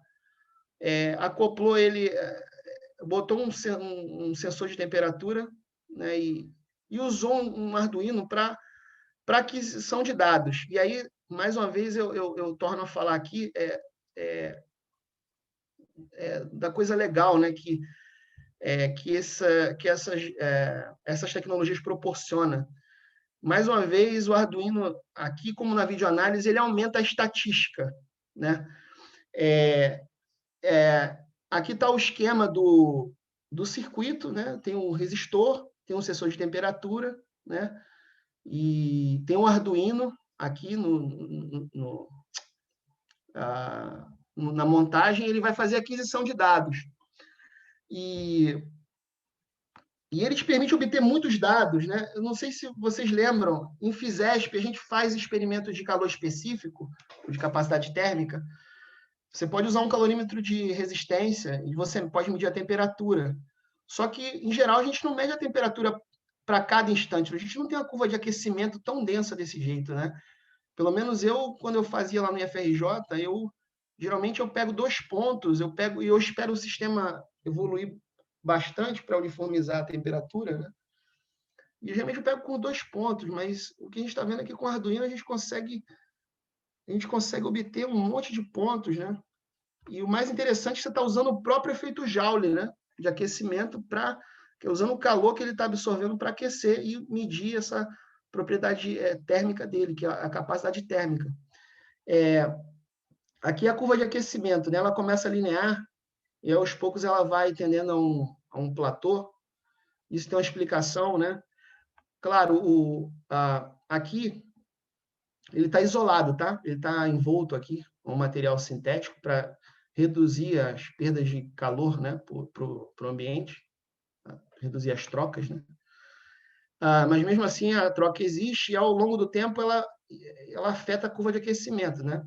Vai chegar uma hora lá, né, que lá pelas tantas ela vai estabilizar, por quê? Porque ela vai estar ganhando a mesma quantidade, com a mesma taxa de calor que ela vai estar ganhando, ela vai estar perdendo, né? A longo prazo. E assim, então o que a gente fez para estimar a capacidade térmica, né? Já que você não pode pegar a curva toda, porque a curva toda ela tem essa perda de calor, né? Então, tem essa perda de calor que fica complicado de modelar. Então, a gente pensou o seguinte, como é que a gente vai estimar isso? A gente vai pegar só o início. E a gente pode usar as equações lá da calorimetria, né? E usar a potência dissipada por efeito Joule lá na resistência e ajustar essa equação, né? Variação de temperatura com o tempo e tirar o coeficiente angular, né? O U é a tensão. Isso está na bateria, né? Na fonte de tensão a gente conhece. A resistência de 11,4 está aqui, a gente tem acesso. e a gente obtém aí a capacidade térmica de 15,3. E aí, assim, estimando, né, uma massa para resistência de 30 gramas, tá? A gente obtém um calor específico para o nicromo, né, pessoal? O nicromo é um material que é feito o resistor, né, uma liga de 510, mais ou menos 20 aí, joule por quilograma Kelvin. E a gente foi olhar o valor tabulado aí de 450, né? Mas lembrando que a gente está estimando essa massa aqui, a gente não conseguiu medir essa massa, isso foi durante a quarentena, o Paulo Vitor, ele já tinha esses resultados há muito tempo e estava querendo publicar, mas aí faltava essa coisa assim de como interpretar, né? Será que pega a curva toda ou pega só o início, né? E a gente viu que pegar o início é suficiente, né? Um estudo parecido já tinha sido feito na Physics Education, só que essa ideia de usar esse esquema para medir a capacidade térmica, não, né? Então, lá nesse outro estudo tinha essa discussão, né, do porquê que estabiliza, né? Porque o mesmo tanto que perde, ele recebe de calor e coisa e tal, né? Então, é isso. Então, esse foi um estudo legal que permitiu acessar algo muito interessante, que é a capacidade térmica e o calor específico aí do material que compõe a resistência, né? Que, de uma certa forma, está próximo aí, tem uma diferença grande ainda, mas que é legal, assim, acho que também é um outro experimento que mostra essa capacidade aí dessas tecnologias em acessar certos aspectos que você não conseguiria acessar antes, com montagens mais antigas, ou se fosse possível, de repente, fosse mais caro, de repente, né? Essa questão do custo também, né? E para finalizar, eu vou falar agora, né, da parte de simulação, né? Que é uma discussão muito legal, que eu gosto da discussão, que foi de você trazer, né? Você trazer a discussão dos cinturões de cargas aí que envolvem o nosso planeta, a Terra, né? Que tem a ver com um tema de física espacial, né? Você pode trazer isso para um curso de eletricidade e magnetismo usando simulações e alguns elementos de mecânica e eletromagnetismo, né? Aqui está uma foto. Aqui está uma foto que eu tirei aqui do Wikipedia, numa animação, que mostrando como é que é o efeito aí do vento. O que é o vento solar? O que é o vento solar, né? São partículas carregadas aí, que são emitidas da superfície do Sol, né? Reações que acontecem lá, né? Reações nucleares. E essas partículas são ejetadas da superfície, né? E elas se deslocam no espaço longínquo e chega até a Terra. Essas cargas aí vão perturbar a magnetosfera, né? E você cria uma região aqui que é conhecida de magnetopausa, que é uma região que vai delimitar a magnetosfera do vento solar, né? Da região que tem o vento, uma região limítrofe aí da magnetosfera.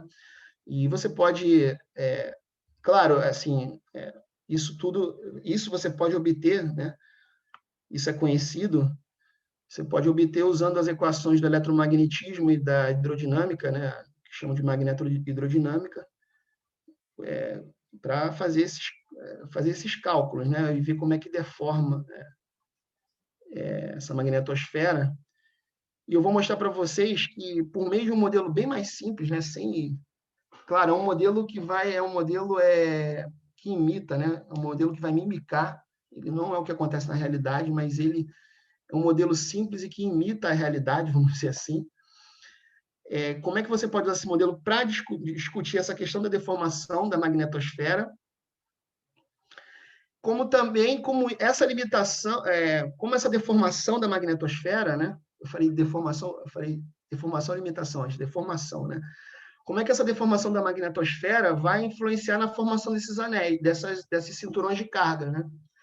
O que acontece? Por que esses cinturões de cargas vão existir? Porque essas cargas, ao interagirem com essas partículas carregadas, né, prótons, elétrons, né, e íons pesados, elas vão interagir com o campo magnético da Terra, né?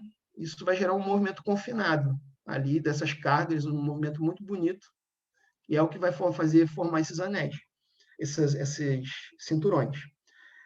O modelo ele combina, o modelo proposto para você discutir isso no curso de física básica, pessoal, de física 3, né? É um modelo que consiste no campo de um dipolo magnético, né? E aí você considera um dipolo magnético para representar a Terra, por exemplo, seria esse vermelhinho. Bem, e para simular essa magnetosfera da Terra, você pode considerar um outro dipolo para perturbar esse dipolo associado ao campo magnético da Terra, né? São dois parâmetros aí, a distância entre eles e a razão entre... Desculpa, né? É a distância entre eles e os valores dos momentos de dipolo magnético externo, da perturbação, e o momento magnético da Terra, que a gente chama de Mzinho aqui, né? E aí você pode, por exemplo, a gente fixou essa distância aqui nessa simulação, né? A gente diz que a distância entre esses dipolos aqui é basicamente 20 vezes o raio da Terra, né? Isso aqui não tem nada a ver com a distância Terra-Sol, porque isso aqui não tem a ver com... Isso aqui não é o dipolo magnético do Sol, né? Nada disso, isso é só para imitar o efeito, né? Lembrando que o problema exato é via magneto-hidrodinâmica. Você pode simular o efeito de um campo de um vento solar mais fraco ou mais intenso, fazendo o quê? Por exemplo, aumentando o módulo, né, desse momento de dipolo externo. Aí você gera, inclusive você consegue identificar a magnetopausa, né? Essa magnetopausa ela é identificada como uma superfície cujo campo magnético em toda ela na verdade, é a superfície, né? A componente normal do campo magnético ao longo dela é nula. E é basicamente isso que acontece, né? Ó, se você for olhar aqui, isso pode ser determinado matematicamente, né? Isso eu não fiz. Mas isso eu acho que é possível determinar isso matematicamente. Se você pegar o campo total, né? Fazer umas derivadas por aí, né? Você consegue determinar essa curva aqui, penso eu, né? Tá bom? E aí, bem, não está mudando? Peraí, tem que clicar na tela. Pronto. E aí, o que a gente faz? A gente pode fazer o seguinte, a gente pode simular, né, exatamente esses cinturões, né? Onde esses cinturões são formados pelo movimento confinado dessas cargas ao redor, né? Ao redor dessas linhas de campo. O movimento espiralado, né, daqueles que a gente vê lá em Física 3, essas cargas vão seguir as linhas de campo aí, espiralando em torno delas, desde que elas entrem com uma velocidade num ângulo agudo, né? Se você entrar em linha reta, formando um ângulo de 90, ao invés de fazer esses cinturões, essas cargas vão descrever anéis, né? E aí o legal desse modelo é que a gente consegue, por exemplo, demonstrar a limitação desses cinturões. Em 2013, até 2013, os cientistas sabiam que existiam dois cinturões de cargas aí em torno da Terra, né? Em 2013 foi descoberto o terceiro, né? Que são esses cinturões têm o nome de cinturões Van Allen em homenagem ao cientista que descobriu ele, né? Em 2013 descobriram um terceiro, né? Mas o que acontece? Se você não coloca nenhuma perturbação, você pode ter infinitos cinturões, tá bom? Você pode ter infinitos cinturões. Então, a gente pode debater a finitude aí da quantidade desses cinturões em termos da intensidade desse vento solar externo. Como é que a gente pode modelar essa intensidade? Aumentando, né? Aqui, por exemplo, é com a intensidade nula, que vai corresponder ao nosso modelo simplificado, né? Que está imitando, né, a realidade, ao momento magnético zero para o dipolo que vai perturbar. Quando você coloca um momento de dipolo que é 20 vezes o dipolo da Terra, isso já vai dar, isso já limita, né? você, ao invés de ter infinitos, você só vai ter 2. Né? Isso tem a ver com o seguinte, é que já tem explicações que vão nessa linha, né? Existem explicações que vão nessa linha, de que o campo magnético total nessa região aqui da magnetopausa, ele é fraco, né? Ele é enfraquecido pelo vento solar, e é isso que vai limitar a quantidade desses anéis, né? Tá bom? Isso é conhecido. Então, esse aqui é um exemplo que eu trouxe para mostrar que você pode discutir, né? Você pode discutir um assunto aí de física planetária, né? Como é que eu falei aqui? Física espacial, né? Numa aula de física 3 aí da graduação, né? Levando para o laboratório de informática, né? Você pode fazer várias coisas aí, usando um modelo simples, né? de dipolo. E comentar da limitação.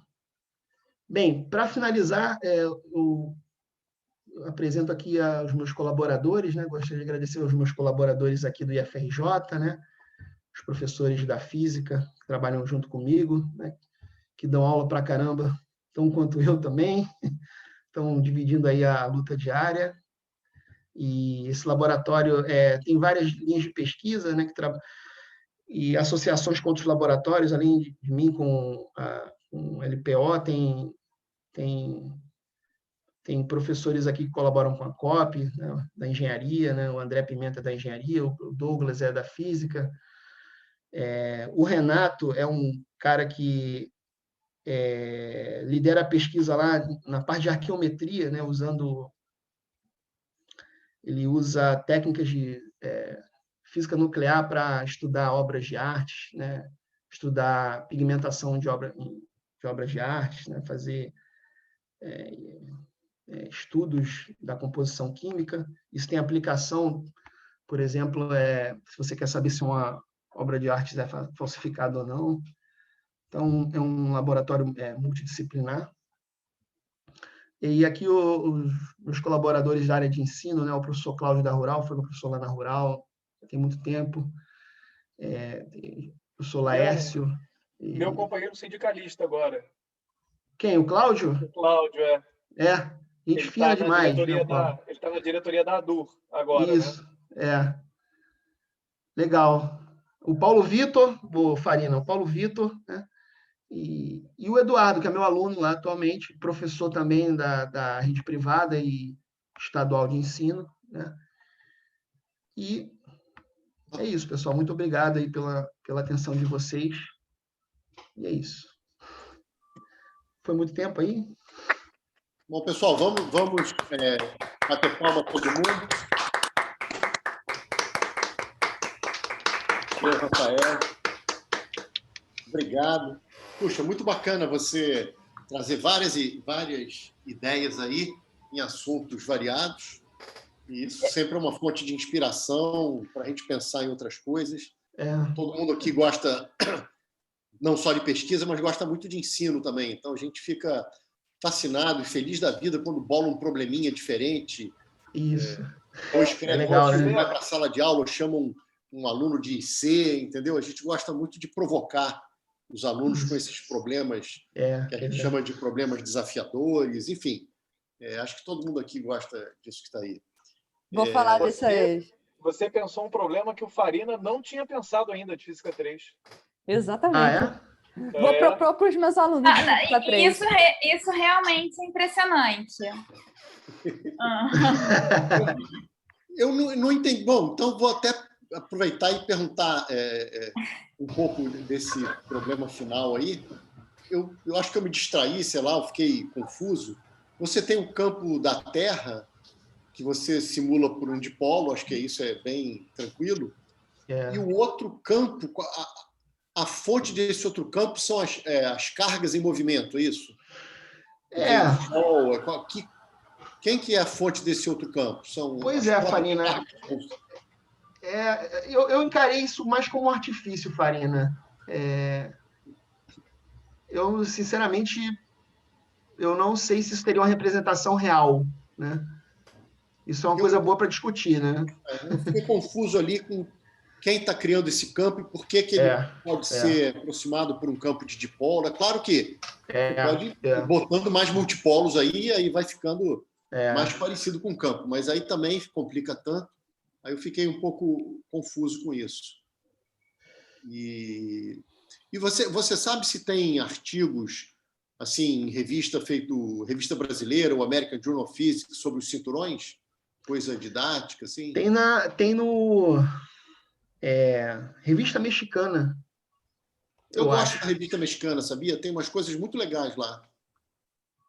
Tem na Revista Mexicana, eu acho que na Revista Mexicana. Isso. E esses cinturões, eles são elétrons e prótons, não é isso? São elétrons e prótons, a maioria, né? Tem os pesados também, se eu não me engano. Tem umas coisas desse tipo, né? Você tem ideia? Eu não me lembro de cabeça. É só entrar na internet, se você não tiver na cabeça a distância que eles ficam? Quantas vezes o raio da Terra, ou sei lá? Olha, pelo menos nessas simulações que eu fiz aqui, o IC mais interno é o dobro do raio, né? Pelo menos aqui, mas aí eu não sei se corresponde à realidade, né? Mas eu diria assim que é menos da dezena, é menos de dezenas de raios. Uhum. Isso. Entendi. Eu acho que dá para tentar. Talvez eu não tenha me preocupado muito em acertar os parâmetros para simular com mais realidade, mas deve dar para acertar esse emissão aí que você vai usar, né? Para tentar ser o mais realista possível. Mas Isso é um assunto que o pessoal do ensino adora, né? Garrafa magnética, né? Só para explicar e fazer os alunos entenderem por que fica preso quando você tem um campo que é muito intenso, pouco intenso e muito intenso de novo, né? Isso aí já é uma discussão super legal na física básica. Tem uma discussão mais profunda desse movimento confinado, que eu não sei explicar muito bem, que é em termos dos chamados invariantes adiabáticos, né? Uhum. Tem umas coisas mais técnicas, né? Dentro dessa linha, né? Indo nessa linha, né? E assim, eu acho que de repente é um projetinho aí, né? Da graduação lá, Física 3, né? Não, tem várias coisas muito interessantes aí. Com eletromagnetismo, terra, ionosfera. Sim. Toda a física aí da ionosfera, né? As famosas ressonâncias de Schumann, né? Que ficam entre a Terra e a ionosfera, que dá origem a um monte de coisa astral, né? Um monte de gente fala umas coisas. Até o Frei Beto, né, Felipe? Até o Frei Beto, né? Olha aí, até o Frei Beto, pois é. Mas aparentemente os cinturões estão muito acima da ionosfera, né? A ionosfera é centenas de quilômetros. Não, certamente. Né? Eu não tenho de cabeça, não. Por isso que eu perguntei, né? A ionosfera é 500, 600 quilômetros. Quer dizer, acho que não é uma coisa muito fininha, mas, enfim, é bem menos do que o raio da Terra. Eu não sei se eu comento isso no artigo. Eu acho que não chegou a esse nível de discussão mas a questão da limitação, acho que dá para entender bem em termos da intensidade do vento, né? Acho que é bem razoável, né, pensar no efeito aí de... Sim. Agora, esse dipolo externo realmente é curioso, assim. Eu não tenho uma interpretação para ele, né? Não sei se vocês teriam. Ou se é só um artifício. Por enquanto está só um artifício, né? Porque pensar no dipolo como sendo o Sol é um pouco complicado, porque na verdade é um vento que... Pois é. E aí realmente teria que pensar um pouco.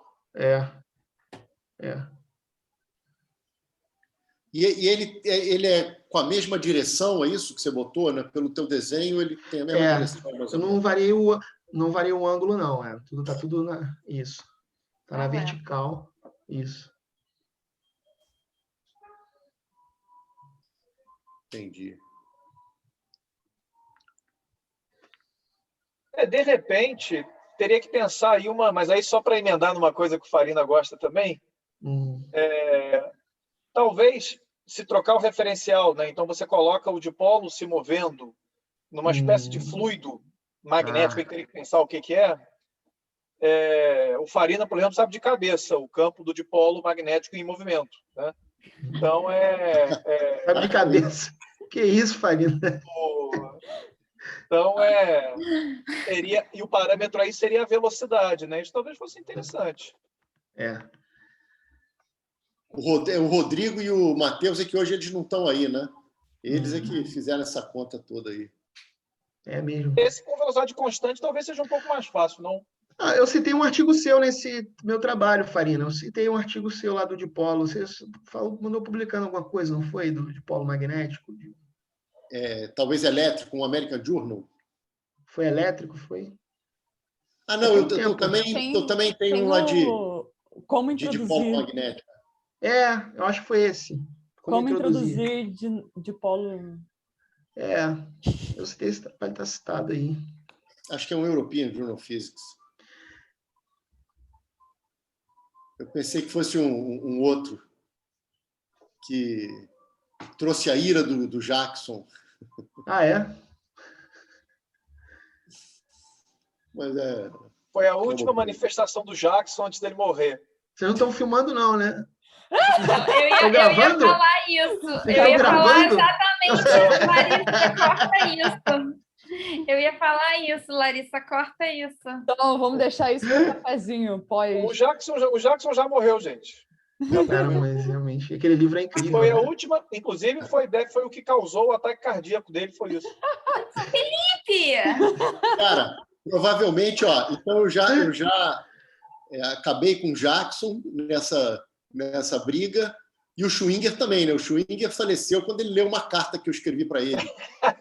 Marisa, pode interromper. Eu escrevi uma carta para o Schwinger, fazendo uma pergunta tão estúpida que acho que ele teve um troço. Aí ele não respondeu. Aí eu insisti e disse, professor, eu acho que o correio aqui deu problema. Escrevi novamente, mandei. Aí não teve jeito, cara. Ele teve um piripaque.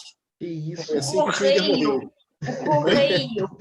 Foi em 94, isso, né? foi em 93, Dani. O Schwinger morreu aí em 94, 93, 94. Só tinha correio mesmo. Acho que algumas pessoas até tinham e-mail, mas, enfim, era bem... Sim. Eu não tinha e-mail. Isso foi o quê? 94? Jura? Isso.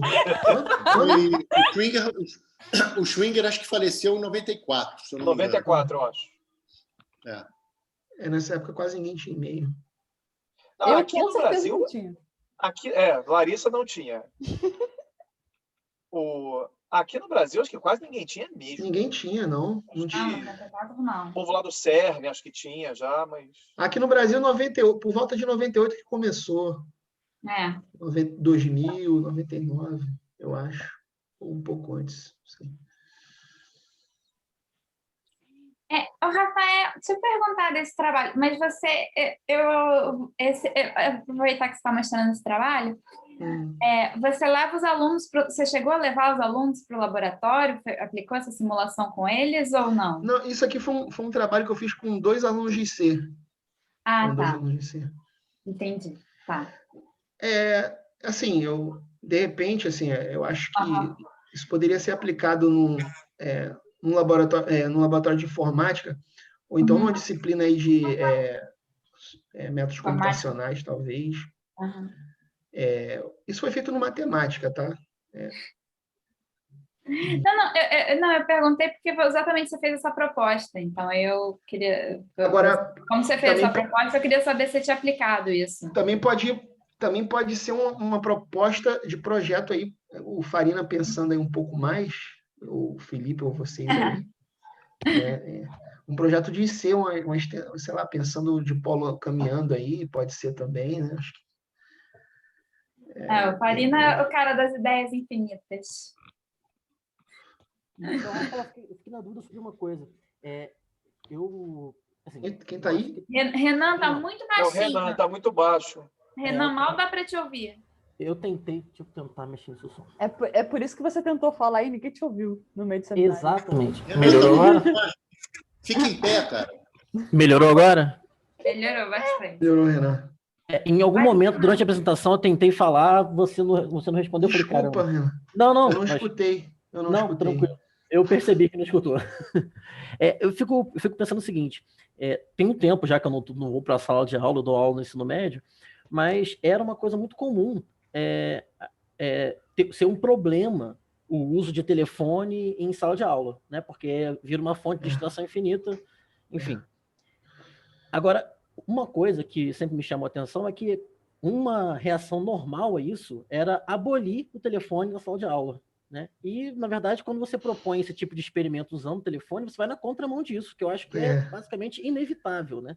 Não tem como você evitar usar esse tipo de tecnologia, que é uma coisa que está tão entranhada na nossa sociedade.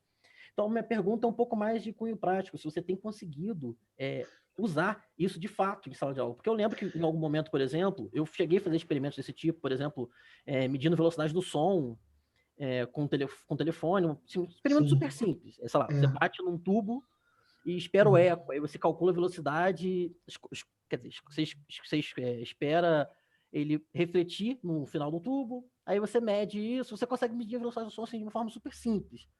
Só que quando eu fiz isso em sala de aula, foi uma coisa assim tão... demandou tanto esforço, porque tem que tirar os alunos de sala de aula, tem que fazer... Eu queria saber como isso é na prática, se você consegue implementar isso de fato, de forma contínua, né? Sem ser uma coisa assim, uma vez a cada 4, 5 meses. Então, assim, tem mais ou menos uns 2 anos ou 3 anos que eu estou entrando mais no ensino, na pesquisa, né? E assim, foi mais ou menos nessa época que eu comecei teve uma turma que eu fiz, né?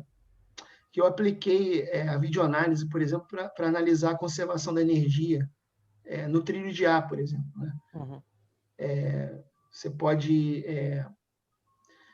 fazer tipo como se fosse um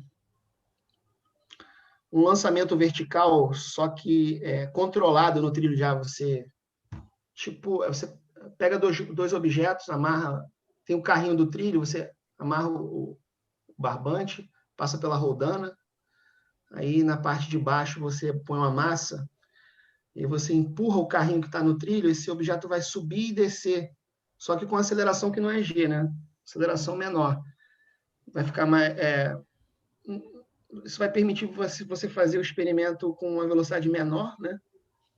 Ele vai então você vai analisar o movimento de subida e de descida do objeto que vai estar preso no carrinho. E aí a gente analisou a conservação da energia, ficou bom. Levei para o laboratório de informática. Só que assim, dá um trabalho enorme. Eu fiz isso numa turma aí de 40 alunos e aí eu dividi isso em 2 ou 3 fases, né? Porque não é de primeira que você consegue fazer com que eles mexam no software, né? Ainda mais no ensino médio, né? Tem que lembrar também que você está no IFRJ, né? A liberdade do professor Isso quem falou isso? Quem está falando isso? A Larissa? Exatamente, Larissa. Isso com certeza. Você não tenha dúvidas. Isso graças à liberdade que a gente tem no IFRJ de poder fazer essas coisas, né? A gente tem essa liberdade, né? Isso é muito bom. E a gente fez, assim, realmente numa escola, vamos dizer assim, mais convencional, realmente ficaria mais complicado. Mas, de repente, você poderia... o professor poderia fazer uma coisa em que ele intervisse mais, né? No processo em si, né? Colocasse mais a mão na massa junto, né? Até na questão da análise, não sei, mas realmente é complicado de maneira geral, porque você precisa de um certo tempo para... Eu digo isso porque eu estudei no Cefet, né? E aí, no Cefet, eu tinha aula de laboratório. Então, a cada 2 semanas eu tinha uma aula de laboratório que era dedicada a discutir diversas coisas, né, de laboratório de física. Inclusive, a gente tinha prova específica de laboratório de física, separada da prova de física. Caramba, legal. Então, eu trabalhei num colégio, né? Então, aí eu sei que é bastante diferente, né? Tipo, dependendo do colégio, você tem uma coisa muito mais amarrada, né? A um livro ou a uma apostila, qualquer coisa assim. Eu acho que... é a regra, na verdade, né? Então, eu acho que é esse que é o grande desafio aí dos mestrados profissionais em ensino, né? De você tentar convencer a comunidade de ensino, os donos de escolas, de repente, né, os profissionais de educação, a tentar pensar um pouco mais, vamos dizer assim, fora da caixinha. Porque essa questão do conteúdo sempre, né? O Enem, né? O Enem é importante, você não pode deixar de... E aí isso, às vezes, atrapalha um pouco na hora de tentar inovar, né? É complicado, né? Você convencer, né, nesse preparatório para... Quer dizer, você convencer de que não é só o preparatório para o Enem, né? Isso. Tem isso mas também, né? eu diria que nas escolas estaduais vai um pouco além disso, né? Sei lá, também tem toda uma questão de, tipo, você ter acesso a esse tipo de tem espaço, né? Porque você precisa de um laboratório para trabalhar com os alunos. Não, eu acho que, na verdade, uma grande vantagem dessa abordagem que o Rafael apresentou aqui é você não precisar do aparato que um laboratório convencional iria dispor, né? Sim, você consegue... aí a discussão vai toda em cima do que o professor vai montar e mostrar nessas escolas que não têm acesso. Você não vai poder fazer o que o Rafael propôs de levar para os alunos fazerem o experimento. Sim, isso aí, de fato. Não, mas a discussão de montar materiais de baixo custo é por isso também, né? Você precisa de muito pouco, né? Eu sei que na UF, eu tenho um colega meu que estudou na UF, né, o Douglas. Ele comenta que lá tem uma professora que é bem engajada nessa questão da confecção de materiais didáticos, né? Não sei se vocês conhecem. Eu não sei o nome. Tem alguém aqui que estudou na UF, não tem aqui ou não? O Alfredo também. Então, qual é o nome da professora? Tem a Lúcia. Eu acho que é a Lúcia, Ela é bem ativa nisso. Isso. Exatamente.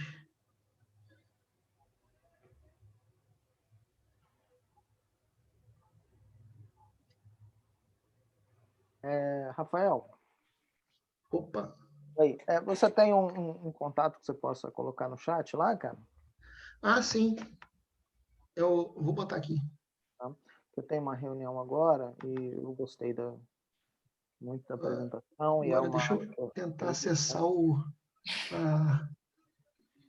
Pode fazer assim, Larissa, coloca o contato do Rafael no chat também. Cara, como é que eu... Pode ser. Não, abri agora que eu vi o chat aqui. Vou botar aqui. Bom, Rafael, só uma curiosidade aqui, né? Lá sobre a maisena. Por acaso, que eu fiquei... Você falou uma coisa aí sobre do atrito e tudo mais, né?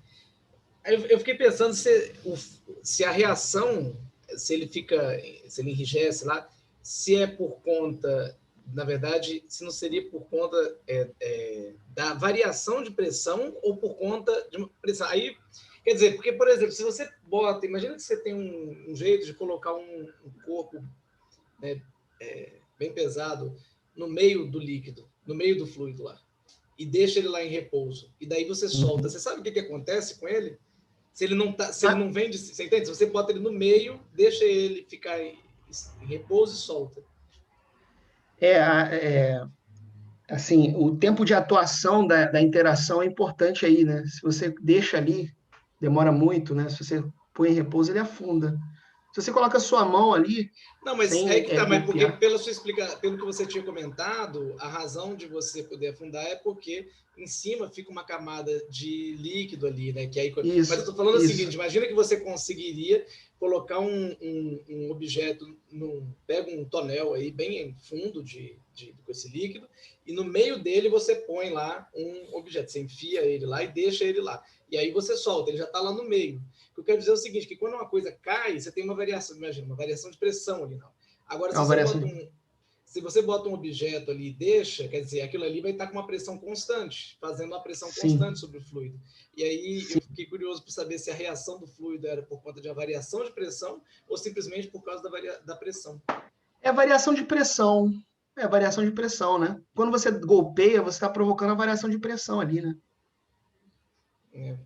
Porque daí se desse para fazer essa coisa de botar um negócio lá dentro e aí acompanhar o movimento disso, daria também para talvez esclarecer alguma coisa sobre o papel dessa camada superficial de água aí que você mencionou. É interessante. Eu acho que sim, essa camada é importante mesmo. E quando você não, se essa variação é lenta, né? Se essa variação é muito lenta, né? Se você repousa ali em cima, né? Você fica parado ali em cima, isso. Vamos supor que você senta ali em cima e fica. Assim, isso. E aí mas ali em cima tem a camada de água. Agora lá dentro do fluido não vai ter, né? Sim. Aí talvez fosse interessante fazer esse experimento. É porque a camada de água penetra, né?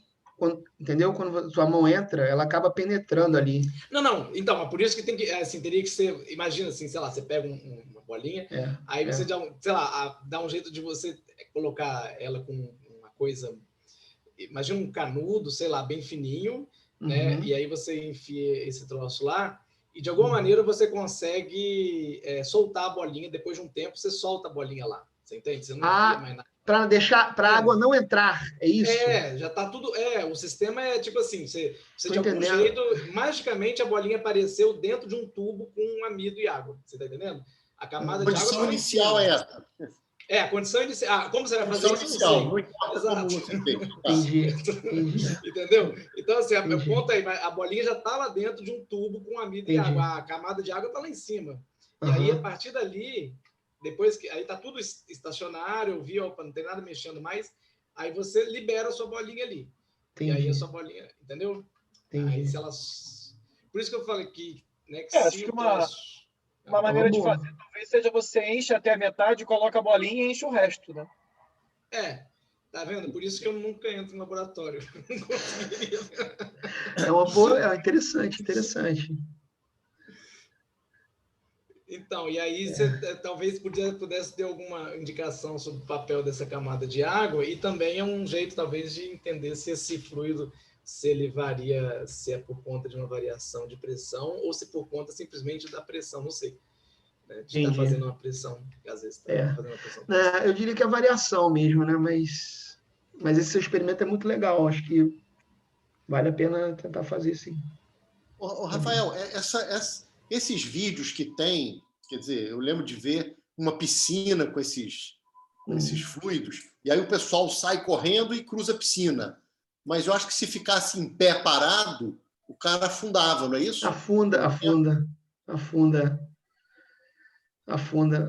porque... Gente, esse experimento da piscina aí, eu não sei se vocês vão lembrar, mas tinha um programa no SBT que tinha uma piscina dessa. Do Gugu, inclusive. Esse era antigo, vocês vão hein? lembrar. Era antigo, mas assim. Tinha sim. Tem um programa assim. Muito antigo. Enfim. Isso, Farina. Oi. Porque isso tem a ver, esse comportamento de enrijecimento tem a ver com a variação de pressão ali, né? Quando você dá um soco... Será que eu vejo, Rafael, eu de vez em quando faço mingau aqui em casa. Às vezes faço de aveia, mas às vezes eu faço de maisena. Ô, Farina, só você não pode reclamar daí que o pessoal te chama de velho, né, Farina?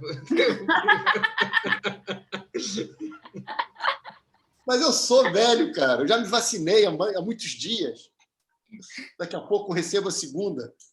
será que eu vou ver, de repente eu vou ver esse comportamento ali fazendo mingau, né, cara? Ué, se você botar... Tem uma concentração crítica que você começa a ver isso, né? Você consegue, se você botar amido demais aí... Mas não, cuidado para não estragar seu cara, mingau, que você né? fica mexendo ali, e de repente é muito rápido, cara. Fica muito tenso, muito rápido. Agora você quer ver uma coisa? Tem uns vídeos no YouTube que eles colocaram essa mistura em cima de caixas de som, né? Isso é muito legal. E faz umas figuras bonitas, né? Pois parece... foi um vídeo desse que eu vi, que o cara que o cara mostra que para diluído ele não consegue, aí com uma concentração boa ele consegue fazer o monstro, né? O monstro. E se tiver muito denso também não faz nada. Ah, sim. Fica só trepidando ali, não faz nada. Eu vou dar uma olhada depois. Interessante, né? Mas tem muita coisa aí, muita coisa legal, né? O pessoal faz aí. Então, só para comentar uma coisa bizarra também com fluidos, tem até vídeo também por aí, você consegue fazer uma camada de água flutuar em cima de um recipiente. Eu não me lembro, tem a ver com movimento. Mas o lance é que você consegue botar um barco, o barco flutua em cima, mas ele flutua embaixo também. Você bota um barquinho nessa camada que está flutuando, tem que ter movimento para ela flutuar. E o barquinho fica flutuando ali no movimento estável, de cabeça para baixo. Eu não sei se vocês entenderam, tem ar, água e ar.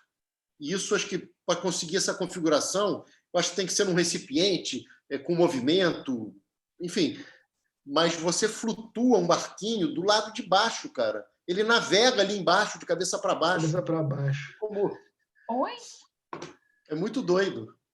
Isso foi publicado, acho que ano passado, né, Farina? Ano retrasado. Alguém publicou esse trabalho. Isso é uma Nature, cara. Isso é uma Nature. Isso. É um tema que o Tomoy é um cara sempre cheio de ideias, né? Ele sugeriu isso para um seminário fora de área. E a aluna escolher, todo mundo pode assistir, né? Mas, enfim, tem vídeo disso, cara, é impressionante. Se o cara vai lá, bota o barquinho, ele fica de cabeça para baixo, navegando ali naquele líquido. É muito maluco isso, cara, muito maluco. Ou seja, tem muita coisa bizarra mesmo, cara. Seminário foi ótimo, Rafael, mas eu preciso ir lá. Obrigado, Felipe, obrigado. Então, eu também, já tenho que ir também. Deixa eu só falar uma coisa aqui, aproveitar que o Gabriel está aí. Gabriel, eu recebi teu e-mail, não te respondi ainda. Eu ia te perguntar isso mesmo. Cara, porque a gente, qualquer hora dessa, a gente até faz um zoomzinho rapidinho e conversa mais. Eu só recebi o material e tô... Cara, tudo bem. Tá cheio de gente aqui que é testemunha, né? Dani, Patrícia, Larissa, Thales, vários amigos. Está orientando aí. muito, Farina? Está orientando muito? Está orientando muito você? Tô, mas sempre. Quando sempre. não? Quando sempre. não? Sempre, né? Mas eu me lembro que a Farina sempre teve muitos alunos. Patrícia, que eu oriento junto com o Felipe, cara, Patrícia, você não precisa fazer nada, ela faz tudo. Legal, legal. Então, tem alunos que são... isso é importante. Mas agora, eu gostei que o Farina fez questão de falar isso enquanto a gente está gravando. Farina sempre teve muitos alunos, sempre orientou bastante, né, Farina? Mas tem que diminuir um pouco, cara. Tá demais. A pandemia aí não tá dando, não. Tá muito pesado. Né? Tem que dar uma diminuída aí para poder interagir melhor com todo mundo, entendeu? Mas vocês que são novos, vocês têm que pegar. Na verdade, cara, dá para, por exemplo, aluno de IC, que eu adoro orientar IC, dá para pegar muito aluno. O Gabriel sabe disso também. O Gabriel adora orientar muito aluno, né? E fazer grupinho. Isso não significa que eu dou conta, não. Eu só gostar uma coisa, dar conta é outra. Mas é que você pode juntar, acho que o Thales faz um pouco isso, né? Você junta 2 ou 3. Claro, eles têm que ter interesses comuns, mas dá para você botar 2, 3, 4, e eles gostam de saber que tem alunos ali feito eles, com as mesmas dúvidas. Isso aí é muito produtivo. Então, isso dá para fazer. Agora, mestrado, doutorado, aí já requer uma dedicação maior, não dá para ficar pegando muita coisa. Porque na pandemia. A pandemia, cara, está exigindo... porque tem tese, né, para defender, tem trabalho para publicar, né? Aí... A ideia desse grupo, né, a gente se reúne quase toda quinta-feira, né? Uhum. Aliás, Rafael, muito convidado para vir sempre. Obrigado. A gente se reúne quase... É um pouco manter essa ideia de comunidade, né? Mesmo quando a gente está afastado, às vezes fica muito cada um no seu projeto, né? E a gente perde o diálogo, né? Que é importante, né? Aquilo que a gente conseguia debater um pouco de física, né? Ouvir o que cada um está fazendo, às vezes a gente perde, né? Sim. Dessa forma, né? Esse ano foi complicado, né? Esse ano que passou aí, agora... Não, e aqui a ideia é desde ser mestrado e doutorado. Você vai ver seminários de ensino e, de repente, vai ver seminários mais de uma pesquisa de ponta. Eu andei olhando os seminários lá, muito legal. Você me mandou o link naquele dia, né? Eu já olhei. Eu vi um que o Felipe Rosa deu, né? Sobre os... Multipolos toroidais? Multipolos toroidais. Nossa, aquilo ali é bastante pesado, hein? Pô, cara, isso aí, cara, na literatura é muito confuso, viu? O Felipe, eu acho que ele esclareceu muita coisa, cara. Que é muito confuso na literatura. A maioria das pessoas, elas dizem que os livros estão errados porque esqueceram uma família de multipolos. E